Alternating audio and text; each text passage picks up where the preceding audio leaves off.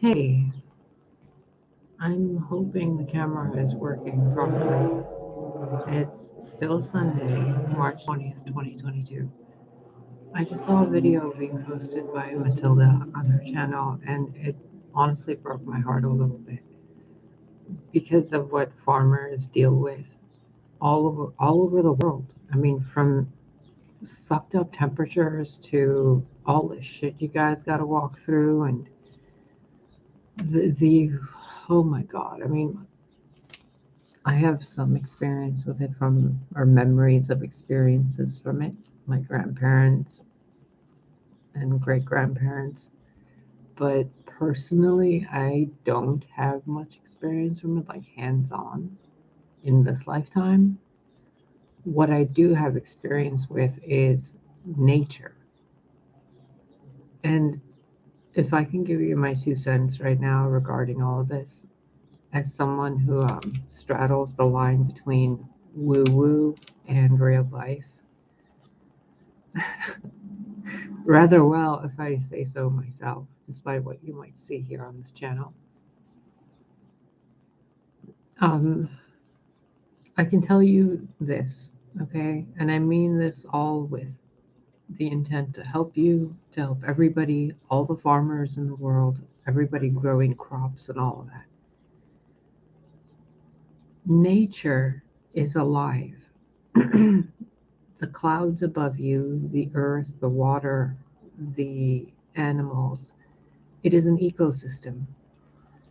In order for it to thrive, let's say you have 100 acres or something, whatever amount of acres, right? And you're growing corn, just purely corn, or soybeans or something. You can grow all of the soybeans you want, but the land, the animals, the spirits, the elements of the land itself, the way the weather patterns will work, the way the entire area of your land will become its own ecosystem will be far more beneficial if you gild the crops. So the indigenous say if you're growing corn, you put beans and you put basically the rising crop, the vine, and then the ground cover. And you do that with trees, bushes, vines, flowers, mosses, herbs, vegetables, and then root vegetables. And that little ecosystem, just by itself, by planting 7 different types of things, or how many ever you want, even if it's just soybeans and hay, and you put like roses and flowers around somewhere, or blueberries, or marigolds and currants. Currants are great. They bring in so many birds, and they're so easy to grow. Apple trees, maybe like mixing them with orange and different fruits. Doing that brings in different insects, both positive and negative. They bring in different birds, different rodents, rabbits, groundhog type animals, burrowers, so on and so forth. So the problems I see, and not just from the video Matilda showed, with having to walk through all the poop and all of that stuff, those problems are caused by monoculture damaging the land. It destroys the integrity. The land becomes bored. It becomes sad. It becomes drained and exhausted by growing the same thing over and over and over. Remember, you're on Gaia. Gaia wants beauty and nature everywhere. It wants harmony. She wants grace and growth and sometimes destruction. Even, death to Gaia is beautiful, the way things decay and become back into the dust of the earth. So growing and having a farm that's just one soybean or, a field of poo, it can be remedied by growing different things, utilizing different forms of farming, such as wood chips, hugelkultur mounds, ground cover, such as those thyme or I think it's creeping moss. Over time, they strengthen the integrity of the soil and the ground itself. Growing different kinds of grasses will help the cows and animals graze, which will help them poop in larger spaces. And then where the poop will be, the crops will be growing over it so quickly they'll use it as fertilizer. And then having the trees be around in the perimeter of the environment, the outside, and in different rows within the crops that you're growing.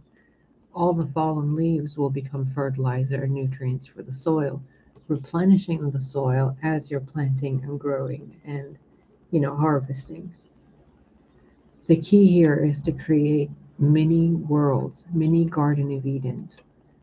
And one of the best examples I can give you is a website called Beltane Cottage, Beltaene, I think is how it's spelled, cottage.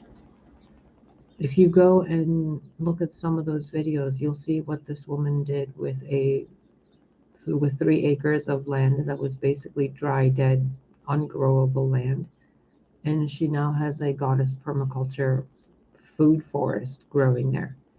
And she does it all by herself. It's not easy, but the transformation of that land to the way it is it's a miracle. It's beautiful. So work with nature. The weather patterns themselves, remember, you are gods. You have dominion. You can alter those. You can shift things. You can change your emotional state and really tune into those wavelengths. I know it seems like woo-woo talk, but that's because your perceptions, some of your perception of reality is skewed in the way where you think there's a victim mentality in regards to what you can actually do and what you can't, due to the amount of problems already exhibited and experienced, which are valid, but those problems were caused due to a problematic method of doing something. It's like doing a math equation, but you missed a decimal point, so the math equation is wrong, but you keep doing it because you're trying to find a way to make it right. Monoculture is not going to work that way. Monoculture needs to be hugged by permaculture. Monoculture needs to be graced and outlined and beautified by permaculture sections around the area where the monoculture crop is growing. Example being, if you look at the screen right now, if all of this white here, or this pinkish color, is your monoculture crop, then have the center part be a permaculture food forest to where the pollinators will fly over your crops into that, eliminating the need for massive amounts of fertilizers and pesticides because the ecosystem itself would create a balance. Permaculture farmers know this. I don't have the proper lingo. I do not have the tools and the names of the tools. What I do have is the pain I feel from Gaia, what I have seen and experienced from family, friends, through tons of fucking videos over 41 years of my life, and a lot of real seeing it with my eyes, face to face, in person, the difference it makes. Even when if you have like 3 acres, every 100 feet, I don't know how much that is, you plant a section where it's a tree, a berry, a flower, some herbs, some root vegetables, and a vine, a grape or a kiwi or something. And you just set those little sections there. You create a little wildlife sanctuary while you're at it, because birds can nest in there, butterflies will show up, hummingbirds will come. And all of those will enlighten and lift the vibration of the land. Also, remember, in the old days, there would be ceremonies and blessings done to the land, to the gnomes, to the undines, to the sylphs, to the salamanders of the land, the fires and the earth of it.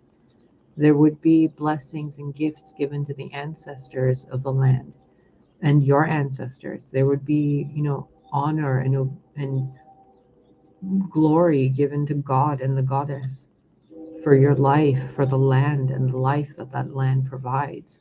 Every day, these would be rituals the old ways would be honored with. You know, every morning at dawn and every night at dusk, you bless the land.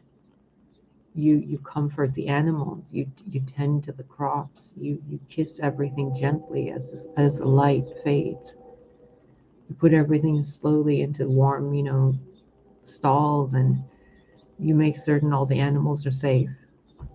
And then you go home and then you take care of yourself and you cook dinner and you do all these things. You know, I fantasize about this life, believe it or not, of having my own permaculture garden. It's a beautiful life to me. And honestly, if I was ever going to do monoculture, instead of having a picket fence on the outside or a metal fence, I'd probably have a permaculture food forest fence. You know, tons of currants and blueberries and roses and apples and different pomegranate trees growing in different seasons. You know, for the winter time, we'd have pomegranates blossoming and persimmons. For the summer, it's, oranges, apples, or apples are fall.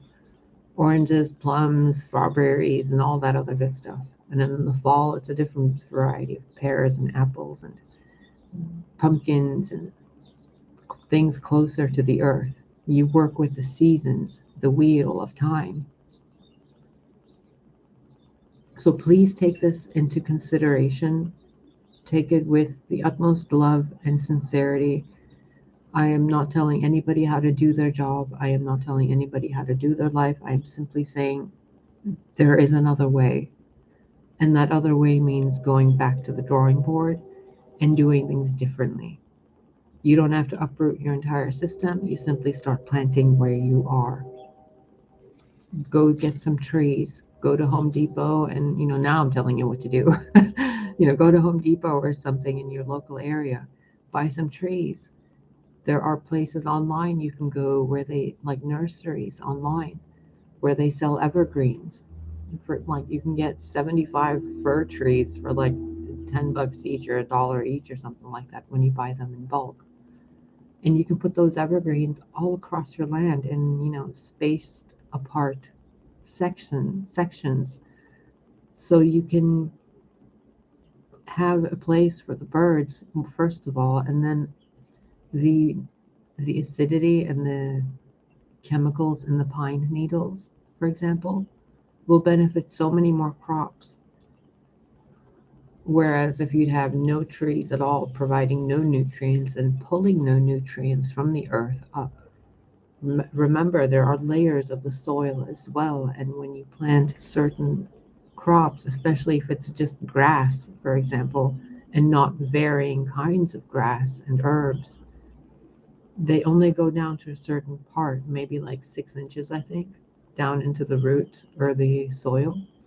And then that turns into mud after a while.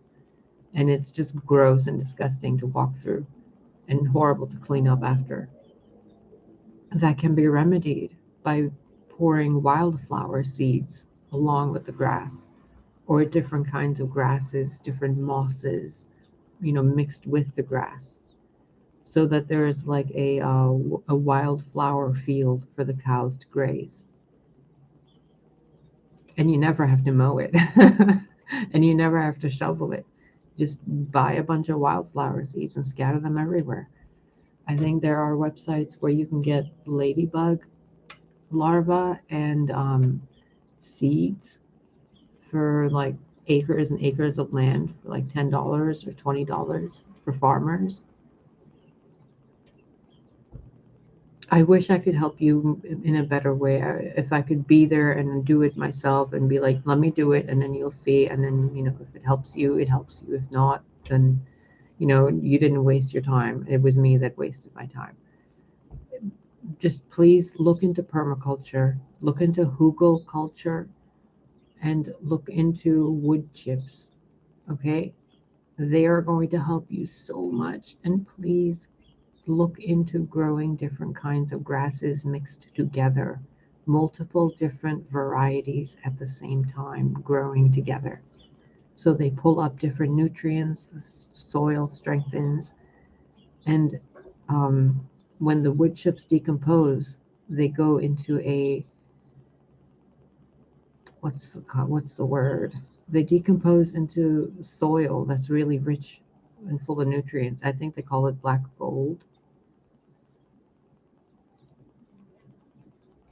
Oh God, I hope this helps you.